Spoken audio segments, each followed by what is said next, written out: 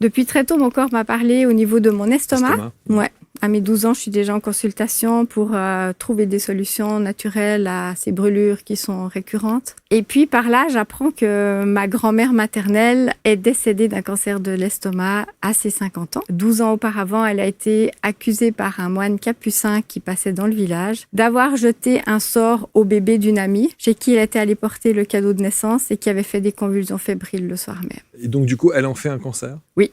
Elle en fait un cancer et on sait que c'est lié à ça parce que sur son lit de mort, elle en a encore parlé. En tout cas, c'est venu s'engrammer dans son système, y rester jusqu'à développer des choses. Aujourd'hui, vous pensez qu'on pourrait éviter ce genre de situation dramatique si on va rechercher et qu'on fait ce petit travail d'introspection au travers de la kinésiologie ? Oui, je pense que si on peut accompagner les gens dans justement les chocs émotionnels, voire les traumatismes, au fur et à mesure, il n'y a pas besoin que ça reste engrammé. Au moment du choc, à mes yeux, ça s'engramme automatiquement.